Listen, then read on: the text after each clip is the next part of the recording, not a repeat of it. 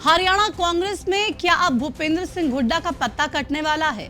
क्या बीरेंद्र सिंह और उनके बेटे बृजेंद्र सिंह ने राहुल गांधी से मिलकर कोई बड़ी गेम खेल दी है?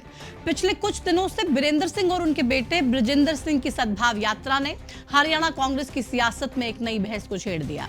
ये बहस न सिर्फ बीरेंद्र सिंह के बढ़ते कद को लेकर है, बल्कि भूपेंद्र सिंह हुड्डा के घटते सियासी वर्चस्व को लेकर भी।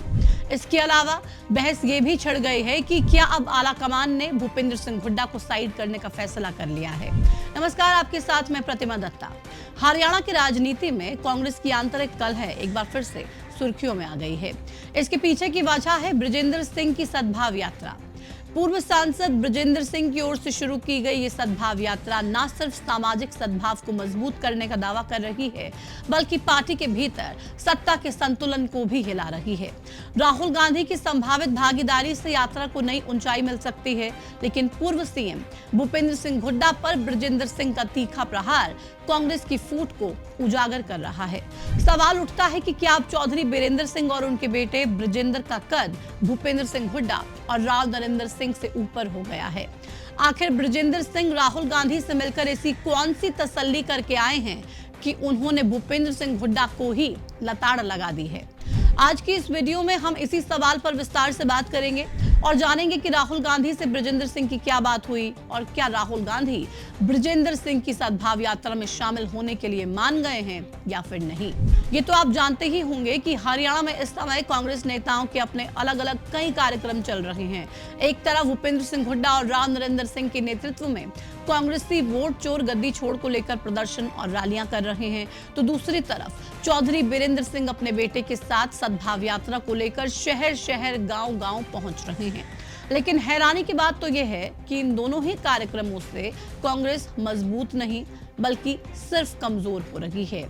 और अब तो कांग्रेस की इस कमजोरी का आलम यह है कि विरोधियों से लड़ने की बजाय कांग्रेस वाले आपस में ही एक दूसरे से भिड़ रहे हैं।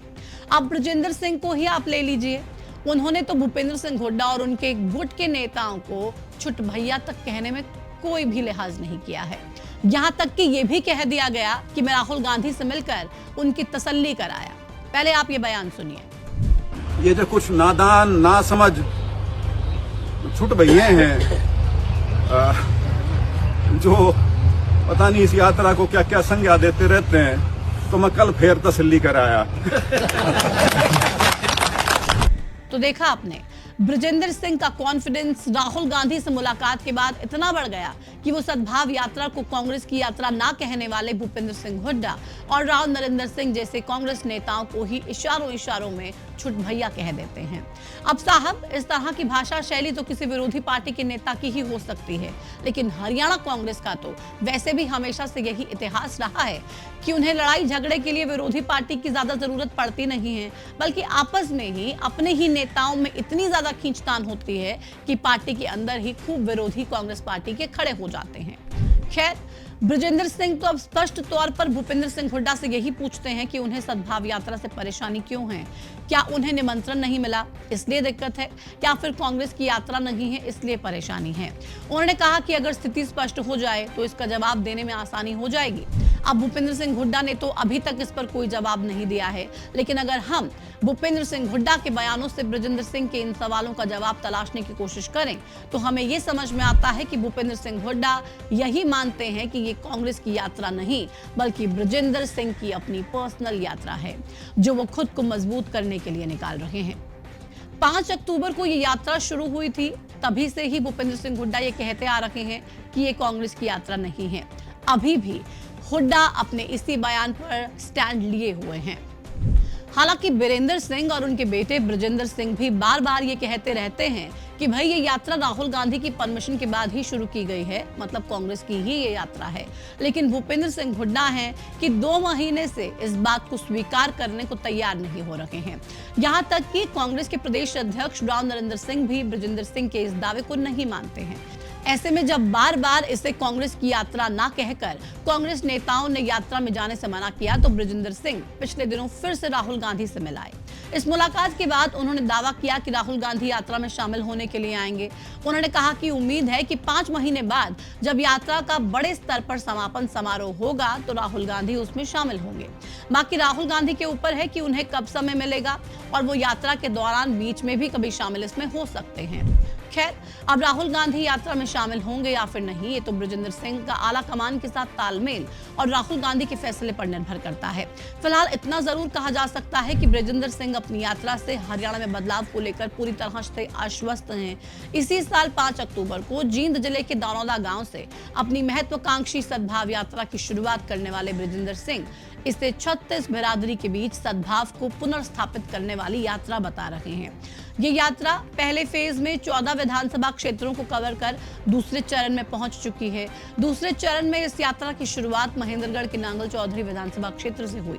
कुल मिलाकर ये यात्रा 6-7 महीने लंबी चलने वाली है और 2600 से 2800 किलोमीटर की दूरी तय करने की इसकी योजना है। सभी 90 विधानसभा क्षेत्रों को ये यात्रा कवर करेगी। वहीं यात्रा को लेकर बृजेंद्र सिंह और उनके पिता बीरेंद्र सिंह दावा कर रहे हैं कि यात्रा को लोगों का अच्छा रिस्पांस मिल रहा है। इसके अलावा दोनों पिता पुत्र इस यात्रा से कांग्रेस की स्थिति में बदलाव होने का दम भी भर रहे हैं, लेकिन उनके आलोचक इसे बीरेंद्र परिवार की सत्ता पुनर्स्थापना की कोशिश बता रहे हैं। अब सवाल ये है कि क्या ये यात्रा हरियाणा कांग्रेस में बीरेंद्र सिंह और बृजेंद्र सिंह का कद भूपेंद्र सिंह हुड्डा से बड़ा कर देगी? वैसे तो इस सवाल का जवाब अभी स्पष्ट रूप से नहीं दिया जा सकता, लेकिन इतना जरूर है कि भूपेंद्र सिंह हुड्डा से आगे निकल पाना दोनों पिता पुत्र के लिए आसान तो बिल्कुल भी नहीं होगा। हुड्डा का कांग्रेस पार्टी के अंदर आलाकमान से लेकर कार्यकर्ताओं तक मजबूत आधार है। ऐसे में अगर बीरेंद्र सिंह और बृजेंद्र सिंह को अपना कद हुड्डा से बड़ा करना है तो इसमें उनकी मदद राहुल गांधी ही कर सकते हैं। अगर राहुल गांधी इस यात्रा में शामिल होते हैं तो बृजेंद्र का कद निश्चित रूप से बढ़ेगा, लेकिन इससे पार्टी की एकता पर सवाल और गहरा जाएंगे। अब देखा जाए तो कांग्रेस के लिए ये यात्रा एक दो-धारी तलवार है। एक तरफ बीजेपी के खिलाफ एकजुटता का संदेश, दूसरी तरफ आंतरिक कलह है। ऐसे में ये यात्रा आने वाले महीनों में ये भी तय कर सकती है कि हरियाणा में कांग्रेस का भविष्य किसके हाथ में रहने वाला है। आपको क्या लगता है, हरियाणा कांग्रेस को कौन बेहतर ढंग से चला सकता है, या कौन सा नेता है जिसको अब हरियाणा कांग्रेस की कमान सौंपी जानी चाहिए? आप कमेंट सेक्शन में हमारे साथ जुड़ के अपने जवाब जरूर साझा कीजिए। इस वीडियो में फिलहाल इतना ही। नमस्कार।